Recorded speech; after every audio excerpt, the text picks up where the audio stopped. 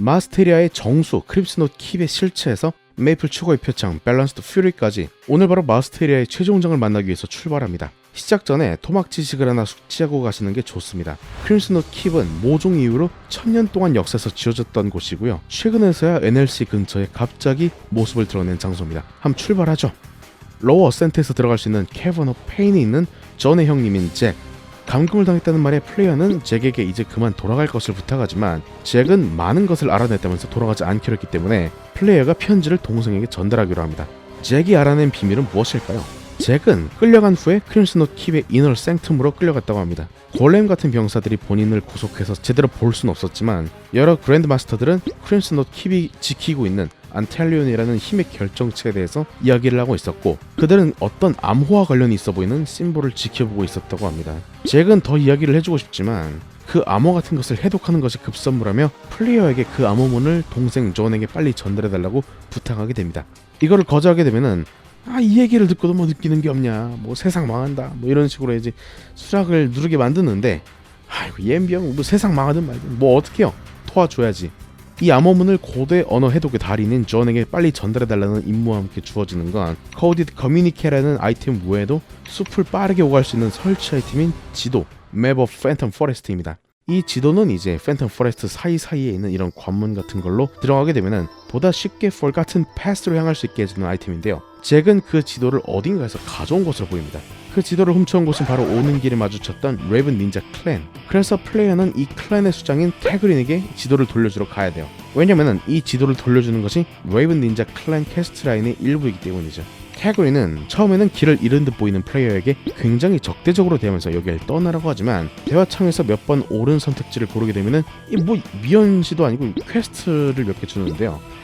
첫 번째 퀘스트는 레벨 40에 수행할 수 있는 The Fallen Woods.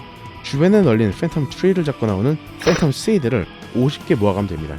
퀘스트의 결과는 태그린의 호감도 상승, 그리고 옆에 있는 조그만 NPC인 모우와의 상호작용이 가능해집니다. 모우는 팬텀 포레스트에서 보급을 담당하는 NPC로 여기서 구매할 수 있는 물품들 중 특이한 것이 몇 가지 있습니다. 우선 1편에서 말씀드렸던 공격력 4짜리 다이아몬드 화살을 구매하실 수 있고요. 그리고 쇼아타운에서 판다고 말씀드렸던 그 막 사이다, 이 지속시간은 5분인데 공격력은 20 올려주고 명중률은 5가 내려가는 이런 옵션을 생각하면 뭐 사실 소주죠 이거는. 개당 1000매수에 팔고 있고요. 소비창 한 칸에 한 개씩밖에 안 들어가기 때문에 이를테면은 막 작품이 약 1시간 반 정도 걸린다 그러면은 한 18개에서 20개 정도 가져가야 된다 뭐 이런 얘기인데 템칸도 적고 뭐 그런 문제들 때문에 보스 가기 전에 굳이 여기로 다시 와가지고 말 그대로 보급을 해야 되는 그런 문제가 있습니다. 그리고 다른 판매하는 아이템 중 하나는 이제 NLC 귀환 주문서인데요.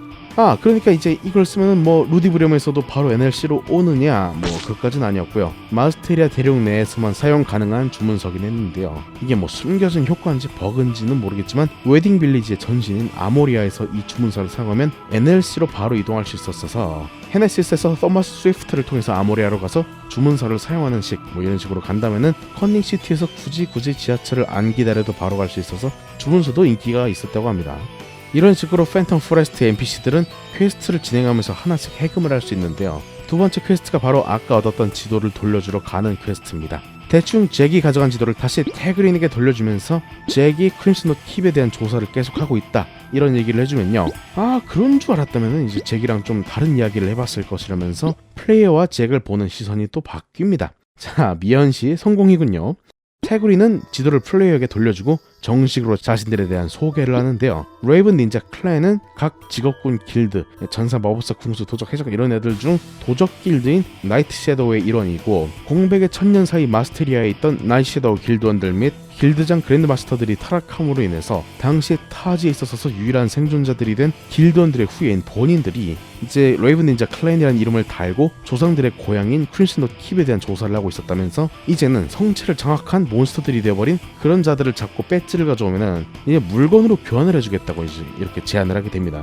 옆에 있는 조커를 통해서 찰리 중사 비스무리하게 물물 교환이 가능해진다는 건데요. 크림슨노트 킵이 침략당하면서 타락해버린 각 직업 길드의 구성원들인 윈드레이더, 스톰브레이커, 나이트 섀도우, 파이어 브랜드를 잡고 나오는 배지들을 일정 개수 모아가면 특정 아이템으로 교환해주는 시스템입니다.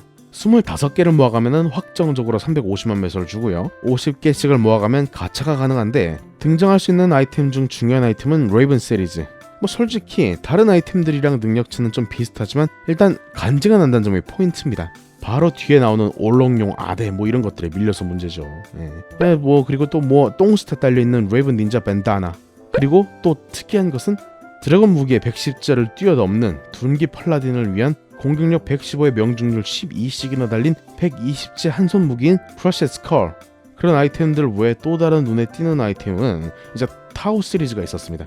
각 아이템들을 교환할 때 낮은 확률로 타워 오브 사이트, 타워 오브 섀도우스, 타워 오브 하모니가 나오는데 이 아이템들을 사용하기 위해서는 레이븐 닌자 클랜의 마지막 퀘스트를 클리어했어야 됩니다. 이 마지막 퀘스트는 저번에 말씀드렸던 그 엘더레이스의 정체가 성체를 끝까지 지키던 전사들이었다 이랬잖아요. 그리고 이제 적절한 장례식이 없어서 얘네들이 숲을 떠돌면서 모두에게 위협적인 상대가 되었다면서 그들의 장례를 할 테니 엘더 애쉬스 50개를 모아오라고 하는 퀘스트가 있습니다. 그 아이템들을 모두 모아가게 되면은 굉장히 감사를 하면서 드디어 마지막 NPC인 피오나와도 거래를 할 수 있게 됩니다. 피오나는 장비 제작 NPC인데요. 각 타워 한 개씩과 기타 재료들을 가져가게 되면은 역시나 다른 백제 아이템과 비슷한 스탯을 지닌 크림슨 무기 시리즈를 만들어주는데 사실 이게 중요한 게 아니고요. 각 세 종의 타워 쪼가리, 재련된 어둠의 크리스탈 100개, 그리고 로워 어센트 우측 위의 맵에서 등장하는 타이펀이 드롭하는 타이펀 페더스 30개, 이렇게 가져가게 되면 만들어주는 아이템은 바로 메이플3 최고의 표창인 밸런스드 퓨리입니다. 각 타워 3개를 이어붙여서 만든 듯 보이는 이 표창은 공격력이 30이었습니다. 실물 카드 팩을 깐 후에 이제 거기서 코드 해갖고 나오는 해외 ITCG NPC 중 하나였던 페티트가 만들어주는 크리스탈 1비보다도 공격력이 높았기 때문에 빅뱅 이후까지도 최강의 표창으로 군림하였습니다. 그 외에도 피오나는 조커의 랜덤 뽑기를 통해 획득할 수 있었던 레이븐 시리즈의 아이템들을 특정 재료를 받고 업그레이드해주는 역할도 수행을 했는데요. 세족의 타워 중 하나를 선택해서 부가 재료들과 함께 업그레이드를 할 수 있었습니다. 근데 이게요, 이제 다른 무기들과도 다르게 유독 또 아대만 타워 업 섀도우를 통해서 강화를 하게 되면은 그 등장하는 아대가 좀 특이했었는데요. 그것이 바로 나이트 레이븐스 클러. 특이하게도 이 아이템은 다른 아대들 그리고 다른 무기들과는 달리 부스탯 제한이 없었습니다. 또 나이트로드 밀어주기야. 아무튼간에 이런 최강 표창과 최강 아대로 전섭 지존 나로가 되려면은 레이븐 닌자 클랜 퀘스트는 필수라는 거죠. 네, 말이 좀 샜는데 그만큼 중요했던 레이븐 닌자 클랜을 지나쳐서 다시 존에게 돌아갑니다. 이후 형의 행방을 물어보는 존에게 코디드 커뮤니케를 보여주면서 플레이어는 잭이 아직 크림슨노트 산속에 있다는 이야기를 해줍니다. 존은 해당 암호문은 본 적은 없지만 어쩐지 익숙하다는 이야기를 하고요. 형인 존의 직감은 언제나 뛰어나다며 암호문을 빠르게 해석해보려고 합니다. 그러나 그 결과가 알 수 없는 문자열인지라 존은 의아해하고요. 이걸 해독할 수 있는 사람이 있는지 NLC의 NPC들에게 한번 가져가 보라고 하네요. 모두들 해석이 불가능하다고 얘기는 하지만 유일하게 더 글림러 맨은 이것을 어디서 본 것 같다면서 이를 엘팜 골랩에게 가져가면은 답을 얻을 수 있을 것이라고 얘기를 합니다. 엘팜 골랩은 이 암호문을 보고 거울 세계인 벌살의 언어라고 하면서 이것이 바로 벌살의 사람들, 그러니까 벌살리언들이 두려워한 저주와 관련된 내용이라고 설명을 합니다. 이 내용을 듣고 존에게 돌아가면은 존은 코디드 커뮤니케를 해독하는데 성공합니다. 이 내용은 이제 내 종족이 크림슨 하트가 잠든 장소가 올드 셉 빌리지라는 걸 알아냈다 인데요. 여기서 잠깐 이 정보들을 우리끼리 한번 제조해보면은 크림슨 하트는 힘이 봉인되어 있는 안텔리온을 악으로부터 지키기 위해서 크림슨 노트 킵을 만들었고요. 어떤 이유에선지 갑자기 사망하면서 그 크림슨 노트 킵 자체가 역사에서 사라졌으며 이후 침입자들에 의해서 안텔리온을 수색당하는 과정에서 그랜드마스터 및 그 길드원들은 타락하고 크림슨 노트 킵과 팬텀 포레스트가 갑자기 세상에 드러났다. 이 정도까지를 알아낼 수 있을 것 같습니다. 덧붙이면은 올드 스텝 빌리지는 NLC보다 더 이전에 존재했던 1000년 전 도시의 이름이라고 하네요. 그러니까 이제 크림슨 하트가 살아있을 때 이름이겠죠. 존은 이런 내용은 우리가 최근에 알아낸 것들인데 이걸 얘네들이 먼저 어떻게 알아냈느냐 라면서 분개하다가 프로페서 팍스윗이 만든 I am robot들이 최근 반란을 일으켜서 필드로 뛰쳐나온 것이 자신에 대한 도창과 관계가 있을 것이라고 얘기를 합니다. 여담이지만 비하인드 스토리에서는 이제 팍스윗의 조수 중 하나인 척을 했던 그 스파이가 한 명 있었다고 하긴 하네요. 존은 계속 문서를 확인해 나가는데 열쇠는 챔버 안에 있다라는 그 문구를 발견하고 마스테리아의 전설 같은 존재인 그 영웅 크림슨 하트의 무덤이 이니그마 챔버의 이름 없는 묘비로 굉장히 초라하게 존재했던 이유가 혹시 그 무덤에 우리가 모르는 어떤 숨겨진 비밀이 존재있지 않겠느냐 이런 식으로 얘기를 하면서 얼른 잭이 모르고 있는 이 상황을 이 사실을 전달해 달라고 합니다. 잭은 왜 현재 성체를 점령 중인 타락한 그랜드마스터스가 크림슨 하트의 무덤을 원하는지, 그리고 왜 현재 무덤의 위치를 현재까지 모르고 있었는지에 대해서 의문을 품는데요. 그랜드마스터가 벌살의 언어로 소통을 하는 것에서 힌트를 얻은 플레이와 잭이 내놓은 결론은 이 그랜드마스터들은 벌살에서 온 벌살리언이고 아머문의 어콰이어 이미디애틀리를 통해서 추론을 하게 되면은 벌살리언이 그랜드마스터스의 흉내를 내고 있고 크림슨 하트의 무덤에 있는 뭔지 모를 중요한 것들을 가져가기 위해서 NLC를 거의 즉시 침공할 예정이다 라는 것을 알아내게 됩니다. 잭은 자신이 성체에 잡혀있을 때 NLC의 지도와 함께 성체 안에 병사들이 훈련하는 걸 봤다면서 반드시 그들을 멈춰야 된다고 이야기하면서 스토리는 일단락됩니다. 자, 그래서 이 스토리가 좀 감이 올락말락하고 이제 너무 퀘스트가 파편화되어 있었던 것 때문에 퀘스트를 하나하나 다 순서대로 클리어를 하려는 사람이 아니면은 전반적인 스토리를 이해하기는 좀 쉽지 않았을 것 같긴 합니다. 저도 풀 스토리는 오늘 자료조사하면서 처음 알았고요. 자, 그러면 이제 대충 스토리가 감이 잡히게 됩니다. 우리가 지난 편에 마지막으로 봤던 크림슨 킵 입구에 있는 크림슨 가디언은 잭이 잡혔을 때를 묘사하던 그 골렘 병사들의 그것의 일부일 것이고요. 안으로 들어가면 나오는 이 크림슨 킵 콜티아드의 적막한 분위기,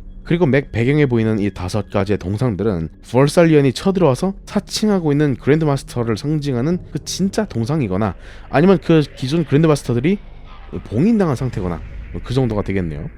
그렇다면 이 안으로, 그러니까 크림슨 킵 인테리어로 들어가게 되면은 우리는 최초로 드디어 정확한 사전 정보를 얻은 채로 마스테리아의 영웅 크리스토퍼 크림슨 하트의 동상을 보게 되는 겁니다.